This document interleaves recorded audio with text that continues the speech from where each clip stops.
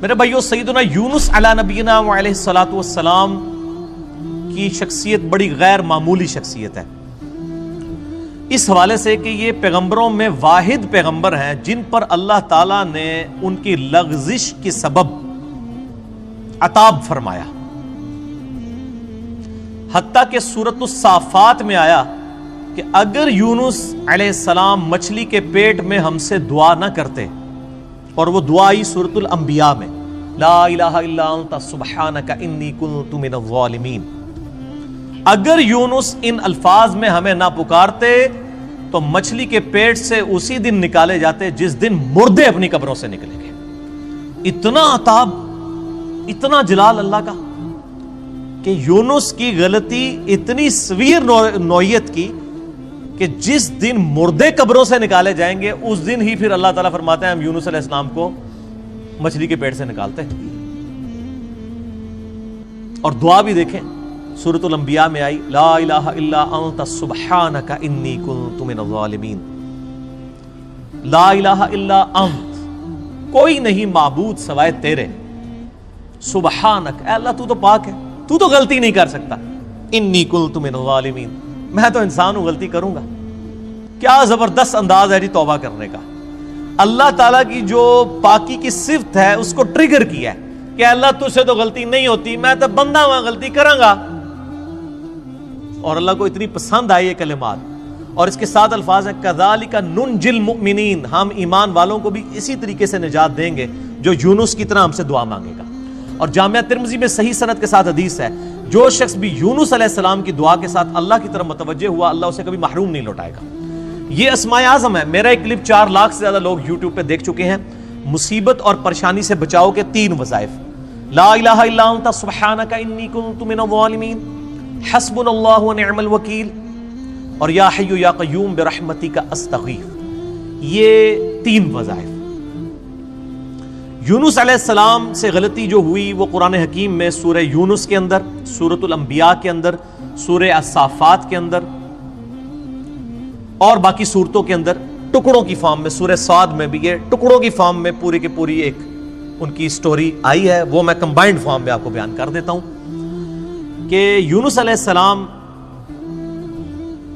کو بالکل اگلے پیغمبروں کی طرح اللہ تعالیٰ نے یہ حکم دیا تھا کہ تمہارے جو مخالفین ہیں ان کو جو الٹیمیٹم دیا جائے گا اس کے بعد ان کو تباہ و برباد کر دیا جائے گا۔ لیکن پیغمبر کا یہ کام ہوتا ہے کہ وہ فائنلی اپنا علاقہ چھوڑنے سے پہلے اللہ تعالیٰ کی طرف سے جو پراپر آفیشیل پرمیشن ہے اس کا انتظار کرتا ہے، وہی کی فارم میں۔ پھر اللہ تعالیٰ حکم دیتا ہے، جس طرح کہ موسیٰ علیہ السلام کو حکم ہوا کہ رات کے وقت بنی اسرائیل کو لے کے نکلو، تو اس وحی کا انتظار کیا، رات کے وقت کا انتظار کیا، لے کے نکلے، اللہ کی تائید حاصل ہوئی۔ یونس علیہ السلام کو بھی بتا دیا گیا کہ بھائی تمہارے مخالفین کو 3 دن کی یہ مہلت ہے، اگر یہ ایمان لے آئے تو ٹھیک، ادروائز ان پہ عذاب آ جائے گا۔ اب جیسے ہی وہ 3 دن پورے ہوئے، کمپلیشن کے قریب تھے، بجائے اس کے کہ یونس علیہ السلام اللہ کی وحی کا انتظار کرتے کہ مجھے اب پراپرلی آخری 1 منٹ میں بھی تو آ سکتی ہے نا وحی، یہ سمجھ لیں تھوڑی دیر پہلے اپنا علاقہ چھوڑ گئے کہ اب تو ٹائم پورا ہونے کے قریب ہے، اب نظر بھی آ رہے ہیں کہ عذاب ان پہ آ جائے گا۔ اللہ کی وحی کا انتظار نہیں کیا، اور قرآن کہتا ہے کہ گمان یہ کیا کہ ہم ان پہ گرفت بھی نہیں کریں گے، بالکل آخری وقت تک انتظار کیا تھا نا، اب کس نے لانا تھا ایمان۔ لیکن پیغمبروں کے لیے چھوٹی سی لغزش بھی اللہ کے حضور جو ہے وہ بڑا معاملہ ہوتا ہے، کیونکہ ان کا رتبہ بلند ہوتا ہے۔ اب یہاں سے یہ نکلے غصے میں بھرے ہوئے، اللہ طرف ماتا نکلے اپنی قوم پہ غصے میں، اور گمان کیا کہ ہم ان پہ گرفت نہیں کریں گے، اور یہ سمندری سفر میں نکلے، وہاں سے اپنا علاقہ چھوڑ کے کشتی میں سوار ہوئے۔ کشتی جب سینٹر میں پہنچی تو بہت بڑا سمندری طوفان آیا، اور وہاں پہ یہ ٹریڈیشن تھی کہ کشتی طوفان میں اس وقت پھنستی ہے جب کہ اس کشتی میں کوئی ایسا شخص بیٹھا ہو جو اپنے مالک کی اجازت کے بغیر بھاگا ہو، ایسا غلام جو مالک کی اجازت کے بغیر بھاگا ہو، اس کے لیے وہ قرآن اندازی کیا کرتے تھے۔ قرآن ڈالا، حضرت یونس علیہ السلام کا نام نکلایا، ظاہر ہے وہ بھی تو غلام تھے نا اپنے رب کے، بغیر اجازت کے نکلے ہوئے تھے۔ لوگوں نے کہا نہیں نہیں یونس علیہ السلام ہے، یہ تو نیک شریف آدمی ہے، اس نے تو لوگوں کو بھی نیکی کی طرف بلایا، دوبارہ کوڑا ڈالا جائے، دوبارہ کوڑا ڈالا، پھر یونس علیہ السلام کے نام نکلا، تیسری دفعہ ڈالا، پھر یونس علیہ السلام کے نام نکلا۔ اب لوگوں نے کہا جی ہماری مجبوری ہے، یونس علیہ السلام کو تو پتہ ہی تھا نا، انہوں نے کہا اب یہ آزمائش آ گئی میرے اوپر، ان کو پھینک دیا سمندر میں۔ قرآن کہتا ہے بڑی مچھلی نے ان کو نگل لیا۔ قرآن میں دن نہیں آئے، ہمارے ایک سب کانٹیننٹ میں مشہور ہے کہ 40 دن رہے، تورات میں دن آئے ہیں 3 days and 3 nights۔ جونا علیہ السلام، جونا کہا جاتا ہے انگلش میں یونس کو، یونس علیہ السلام 3 دن اور 3 رات تک، یعنی کتنے بن گئے وہ 72 گھنٹے بن گئے، اتنی دیر مچھلی کے پیٹ میں رہے، 3 دن اور 3، اور ظاہر ہے مچھلی کے پیٹ میں، ویل مچھلی کے پیٹ میں رہے، اور پیٹ میں بھی ظاہر ہے وہ میدے میں ساری گرمائش ہوتی ہے، پورا جسم ان کا، یعنی وہ تو اللہ نے ان کو زندگی دی، وہاں تو آکسیجن بھی کوئی نہیں تھی، وہ تو معجزانہ طور پہ ہی زندہ رہے، بہرحال جسم پہ اثرات آئے ان کے، اور وہاں پہ انہوں نے پھر یہ دعا مانگی، لا الہ الا انت سبحانک انی کنت من الظالمین۔ بس یہ پڑھتے رہے، اللہ تعالیٰ بتایا ہمیں اندھیروں میں اس نے پکارا، اور اللہ نے دیکھے ان اندھیروں میں بھی اپنے اس بندے کی ندا کو سنا، کذالک ننجی المؤمنین، اسی طریقے سے ہم مومنین کو بھی نجات دیں گے جو ہمیں پکارے گا۔ اور یہاں پہ وہ کہتے ہیں آیت کریمہ بڑا گرم ہوتا ہے جی، وضو کر کے بیٹھو، خوشبو لاؤ، حالانکہ جس شخص نے یہ پہلی دفعہ پڑھا ہے اس نے خوشبو والی جگہ پہ نہیں پڑھا۔ مچھلی کے تعفن والی سب سے زیادہ جگہ میدے ہی ہوتی ہے، میدے میں ہی سارا تعفن ہوتا ہے، یہ ڈکار آپ جتنے لیتے ہیں سب کچھ گیسیں ساری میدے میں ہی ہوتی ہیں۔ اللہ کے ذکر کے لیے کوئی پروٹوکول نہیں۔ صحیح مسلم میں حدیث ہے کہ نبی علیہ السلام حالت جنابت میں بھی اما عائشہ کہتی ہیں اللہ کو یاد کرتے تھے، اور جامعہ ترمذی اور ابو داؤد میں مولا علی علیہ السلام سے حدیث ہے کہ نبی علیہ السلام کو قرآن پڑھنے سے حالت جنابت کے علاوہ اور کوئی حالت مانے نہیں ہوتی تھی۔ قرآن کے لیے جنابت سے آزاد ہونا شرط ہے، بغیر وضو کے بھی قرآن پڑھ سکتے ہیں، اور باقی اذکار تو جنابت کی حالت میں بھی آپ پڑھ سکتے ہیں، قرآنی دعائیں بھی پڑھ سکتے ہیں قرآن کی نیت کے بغیر، جسٹ ذکر کے طور پہ، کیونکہ آپ جتنے ذکر کر رہے ہیں وہ تو بھی قرآن میں ہے نا، اللہ اکبر بھی تو قرآن کا حصہ ہے، سبحان اللہ بھی ذکر ہے، لیکن اس وقت آپ ذکر کی نیت سے نہیں بلکہ دعا کی نیت سے پڑھتے ہیں، ربنا آتنا فی الدنیا پڑھے، لا الہ الا انت سبحانک انی کنت من الظالمین بے شک پڑھے حالت جنابت میں، دروشی بھی پڑھے، یہ ادھر مشہور کیا جی دروشی بھی مطلب بغیر وضو کے نہیں پڑھتا، یار آپ لوگوں نے کیا باتیں مشہور کی ہیں اللہ کے بندو، یہ ساری جذباتی ڈاکٹرائنز ہیں، ٹھیک ہے جی۔ دروشی پہ میرا مسئلہ نمبر 56، اور میں آپ کو بتاؤں یہ وہ ڈاکٹرائن ہے جو ہمارے علماء نے کتابوں میں بھی نہیں لکھی ہوئی، صرف عوام کو پٹیاں پڑھانے کے لیے، کچھ ایسے جھوٹ ہیں جو ان کو اتنی شرم آئی کہ کتابوں میں بھی نہیں ہے، صرف پبلک کو پٹی پڑھانے کے لیے، جیسے جی وہ بت رکھ کے آتے تھے اس لیے رفع الیدین ہوتا تھا، اب یہ اتنا بڑا جھوٹ تھا کہ کتاب میں نہیں لکھا انہوں نے۔ بہرحال یہ ان کی جو جعلی اور کمزور روایتیں ان سے زیادہ کارآمد ہے، عام آدمی کو یہی پتا ہے کہ جی وہ جی بت رکھ کے آتے سے چل گیا، شڑول چھوڑی، شڑول چل گئی ہے، دوسری چیز نہیں چلی، اور پھر ہم بھی پھر اس کا جواب پھر شڑول سے ہی دیتے ہیں، اینٹی وینم پھکی الزامی جواب۔ اچھا ہم کہتے ہیں اچھا یار یہ منع ہو گیا تھے عید دی نماز پڑھی جائے کدے، کہتے ہیں ہاں تو عید ہی بار بار کر دو، آہو جی اسی تے سوچے ہی نہیں کدے، ہاں تو تہاڈی مولوی نے مت ماری ہے نا کہ اس دن جڑا بت رکھ کے آندے ہو تسی، عید والے دن بھی تو آپ کرتے ہیں، پھر وطر کا بھی کرتے ہیں۔ بہرحال میں ایک ضمن بات ذہن میں آ گئی کیونکہ مجلس میں پھر اسی طرح گفتگو ہوتی ہے۔ اچھا تو یونس علیہ السلام کو اللہ تعالیٰ نے پھر نجات دی، پھر قرآن حکیم میں آتا ہے کہ مچھلی نے ان کو اگل دیا کنارے پہ، وہاں اللہ نے قرآن حکیم میں آتا ہے ان کے لیے کدو کی بیل اگا دی، ظاہر ہے کہ جسم پورا ایک وہ اثرات کی وجہ سے جسم کے اوپر نئی ایک کھال ان کی اگی، دوبارہ سے ان کے سارے معاملات ہوئے، اور اللہ تعالیٰ نے ان کو ایک نئی زندگی دی اور ان پہ عطا فرمایا، اس کے بعد معاف کر دیا۔ لیکن آپ دیکھیں کہ اس غلطی کا ایک تو عتاب یونس علیہ السلام پہ آیا، اور دوسرا اس کا کریڈٹ ان کی امت کو مل گیا، امت کو کریڈٹ مل گیا اس ڈیبٹ کا۔ اور سورہ یونس جس کا نام ہی سورہ یونس ہے، اس میں حضرت یونس علیہ السلام کا نام آیا ہے، اللہ طرف آتا ہے کبھی ایسا نہیں ہوا کہ کسی قوم پہ عذاب آ کا فیصلہ ہو جائے اور وہ عذاب ان سے ٹل جائے، الا قوم یونس، سوائے قوم یونس کی، کہ یونس علیہ السلام کی قوم سے یہ عذاب ٹل گیا۔ کیوں؟ جب یونس علیہ السلام وہاں سے نکلے اور عذاب کے آثار نمایاں ہوئے. عذاب ٹلنا کوئی نہیں تھا. عذاب تو فرعون پہ بھی آیا, اس نے بھی تو کہا تھا نا میں ایمان لایا موسیٰ اور ہارون کے رب پہ. اللہ نے کیا فرمایا قرآن میں, الآن, اب لایا, کوئی فائدہ نہیں, ڈبو دیا. یہاں پہ بھی جب عذاب سامنے آیا نا, پوری قوم یونس تقریباً 1,00,000 اور اس سے چند زائد لوگ تھے, سارے کے سارے سجدے میں گر پڑے. انہوں نے کہا یا اللہ معاف کر دے, معاف کر دے,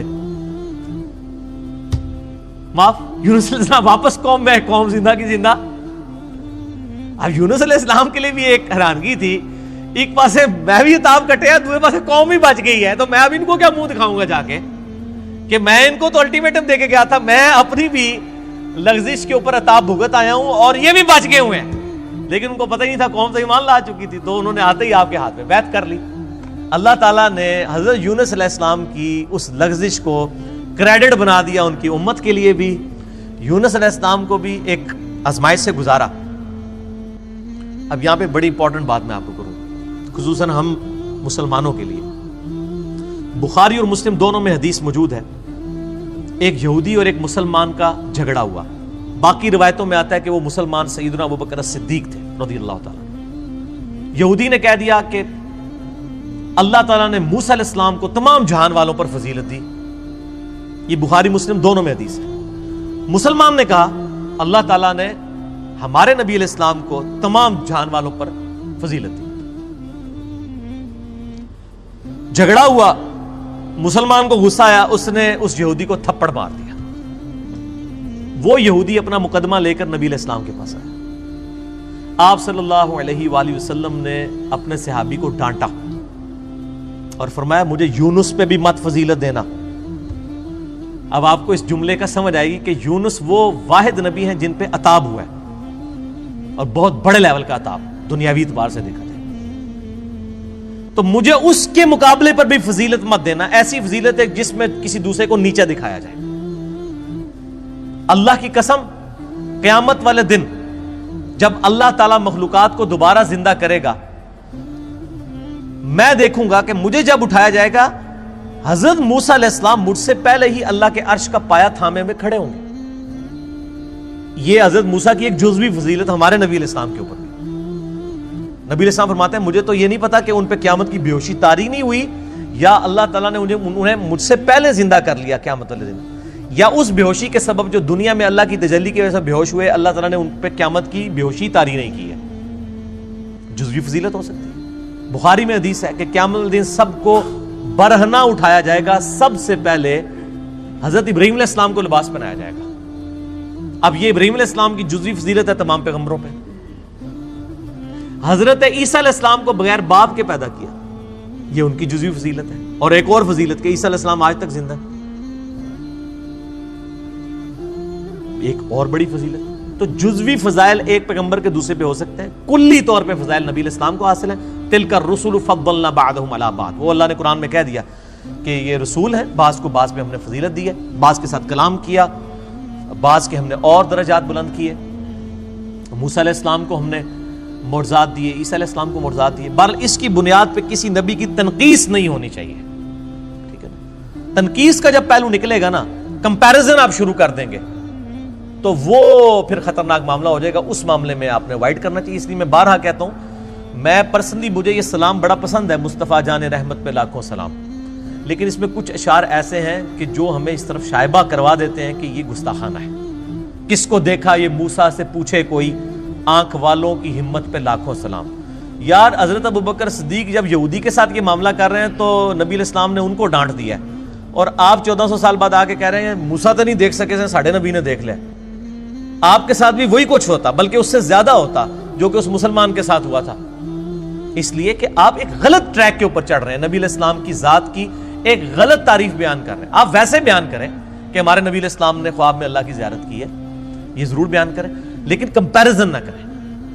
یہ والا جو معاملہ ہے غلط. تو اسی کو کہا جاتا ہے تفضیل بین الرسل, تفضیل عربی میں کہیں گے.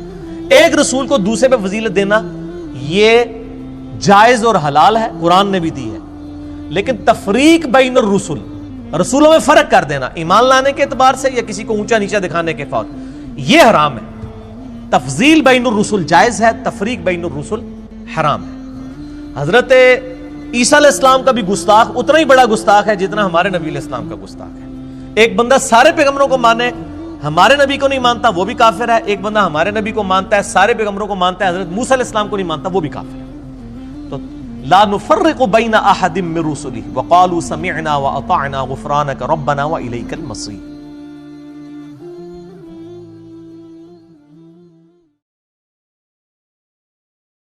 نہ اللہ ملدا ہے متھی کسایا نہ خاک ملیاں تے نہ جن جپایا اخیری بھی نالے اسیراں چوں ملدا جدوں اللہ ملدا فقیراں چوں ملدا. میں نہیں کہندا نظامی تو پچھو پیر باہو تے جامی تو پچھو حقیقت صدا لال نیران